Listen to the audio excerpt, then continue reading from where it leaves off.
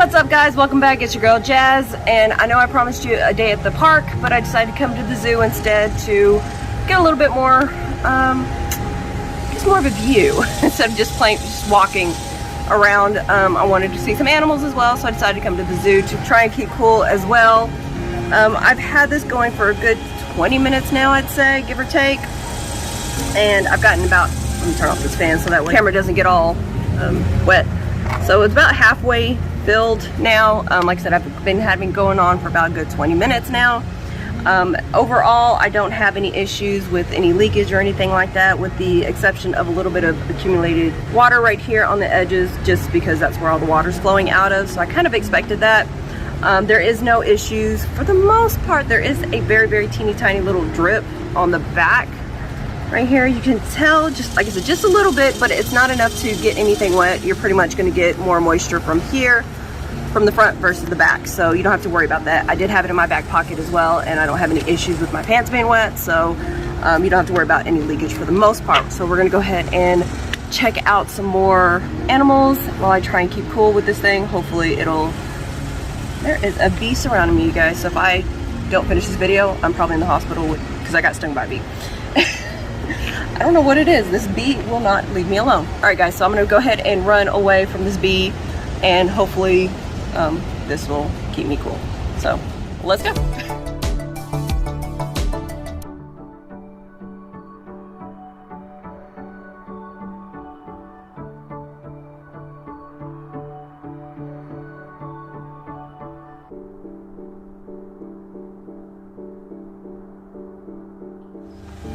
Alright guys, so been walking around for a minute. I did refill my Arctic Air Pocket Chill with some more water, and I timed out how long it's going to take on full speed. There's still water that's trickling out, but for the most part it's pretty much out of water. You can't even see the water flowing in the middle anymore. So it lasted about a good 20 minutes, give or take, between 20 and 25 minutes, depending on how, again, the speed that you have it on. I had it on the highest speed, which is the very first one, so you can hear it, guys. I need to put some more water in it, but I just wanted you guys to know that on high speed it lasts about a good 20 minutes. Now keep in mind, the colder the water is, the better it's going to feel, but don't bet on the fact that it's going to be cold the entire 20 minutes, because if you're in 100-degree weather, I wouldn't expect it to last that long in the coldness. So I'm going to go ahead and refill it and continue walking around. So let's go.